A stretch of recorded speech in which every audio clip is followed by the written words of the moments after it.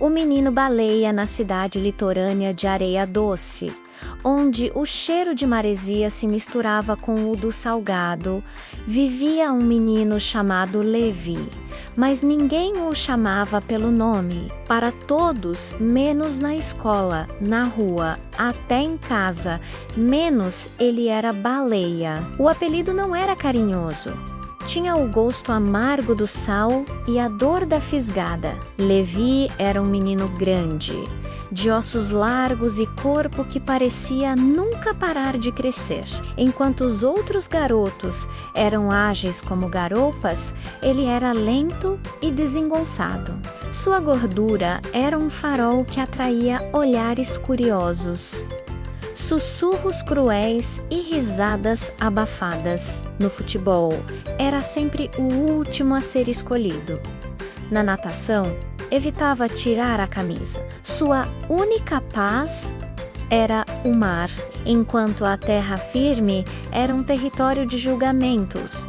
O mar era um abraço líquido e infinito. Levi nadava todas as tardes, depois da escola, quando o sol começava a se deitar sobre as águas. Lá, seu corpo pesado tornava-se leve. A água o sustentava, acariciava suas curvas e dobras, transformando sua massa em flutuação graciosa. Abaixo da superfície, o silêncio era quebrado apenas pelo canto distante dos golfinhos e pelo estalido das algas.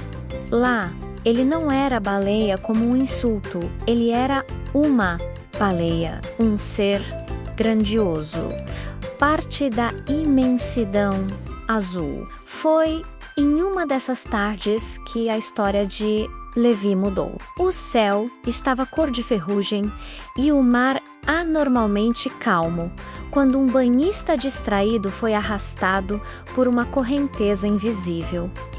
Os gritos de pânico cortaram o ar. As pessoas na praia corriam de um lado para o outro, impotentes. Levi, sentado em sua rocha habitual, viu tudo. Sem pensar, seu corpo entrou em ação. Ele mergulhou na água com uma força que nem ele mesmo sabia ter. Seus braços, que na terra eram desajeitados, moviam-se como poderosas nadadeiras, cortando as ondas com uma determinação feroz. Sua gordura, tão odiada em terra, agora era um reservatório de energia e flutuação, mantendo-o aquecido e estável na água fria.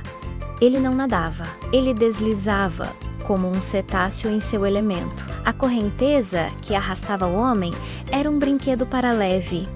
Ele chegou ao banhista já sem forcas e o envolveu com um braço firme. Usando seu corpo grande como uma jangada viva, ele boiou de costas e com lentidão majestosa remou de volta para a areia. Ao chegar ofegante, com a água escorrendo de seu corpo que agora parecia não grande, mas poderoso, o silêncio na praia era absoluto. O homem salvou, cuspiu água e agarrou a mão de Levi, balbuciando agradecimentos entre lágrimas. Alguém começou a bater palmas. Outros se juntaram. Os mesmos olhos que antes o julgavam, agora o viam com admiração e espanto. Na manhã seguinte, na escola, o apelido baleia ainda ecoou no corredor. Mas desta vez, Levi não baixou a cabeça. Ele se virou para o menino que o chamara e, com um sorriso tranquilo, disse: "Obrigado por lembrar. A baleia é o maior mamífero do oceano. Um gigante gentil que canta canções que atravessam mares. Ela não luta com os tubarões. Ela simplesmente os ignora, porque o seu mundo é maior." A partir daquele dia, baleia deixou de ser um peso para se tornar uma coroa. Levi nunca se tornou magro ou ágil em terra, mas ele entendeu que todos temos o nosso elemento. Alguns são pássaros, leves no ar. Outros são cavalos, velozes na terra. E ele, Levi, era uma baleia, um ser feito para a profundidade, para a calmaria e para a força silenciosa que habita as grandes coisas. E sempre que entrava no mar, ele sentia não que estava se escondendo, mas que estava finalmente em casa. A salvação do banhista não apagou magicamente todos os apelidos, mas plantou uma semente de respeito que começou a brotar entre os cascalhos da zombaria. Levi ainda era baleia, mas o tom havia mudado. Era agora carregado de uma curiosidade nova, quase de reverência. As crianças que antes o evitavam na aula de educação física, agora o observavam na piscina, surpresas ao ver como alguém tão grande podia se mover na água com tanta graça e potência. Foi a professora de biologia, Dona Marina, quem primeiro viu naquela transformação algo além de um simples ato de heroísmo. Ela o chamou após a aula, enquanto ele arrumava sua mochila, sempre o último a sair. "Levi", ela começou, "seu voz suave como o mar em maré baixa.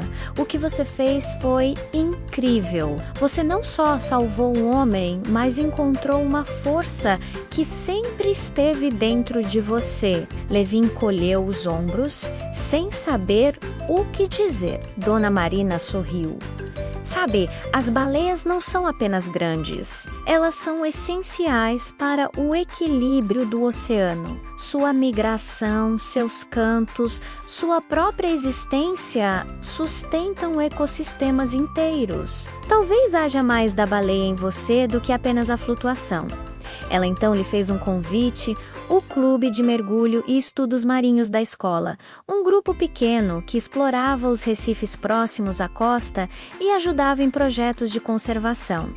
Levi era um grupo dos cérebros entusiastas do mar, pessoas com quem ele nunca tinha se relacionado, mas o chamado do mar era mais forte. Ele aceitou. Sua primeira saída com o clube foi uma revelação, enquanto os outros lutavam com seus equipamentos de mergulho, ajustando máscaras e nadadeiras com nervosismo.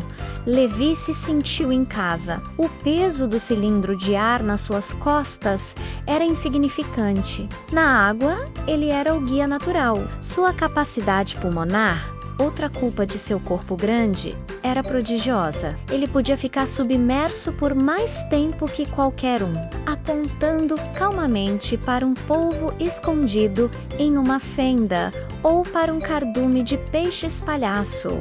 Foi em um desses mergulhos mais profundos, perto de um naufrágio antigo coberto de corais, que Levi encontrou sua própria canção. Enquanto o grupo observava as estruturas enferrujadas, ele se afastou um pouco, atraído por um som baixo e grave que os outros não pareciam ouvir. Era um ronco metálico, um gemido profundo que vinha da estrutura do navio. Uma das vigas principais, corroída pelo sal e pelo tempo, estava prestes a ceder, ameaçando colapsar uma parte do convés. Com uma calma que beirava a telepatia, Levi sinalizou para o grupo, guiando-os para longe do perigo com gestos firmes. Ele, com seu corpo amplo, posicionou-se como um escudo vivo entre seus companheiros e a estrutura instável. Minutos depois, com todos a salvo na superfície, a viga cedeu com um estrondo abafado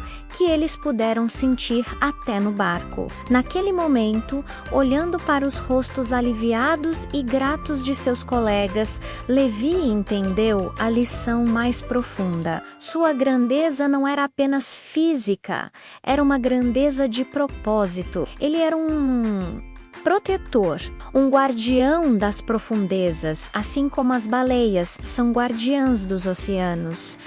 Os anos se passaram, Levi não se tornou um atleta convencional, mas tornou-se um biólogo marinho renomado, especialista em mamíferos aquáticos. Sua desengonçadez em terra firme transforma-o-se em uma presença imponente e sábia. E em cada mergulho, em cada pesquisa, ele carregava consigo a lição que o mar lhe ensinara.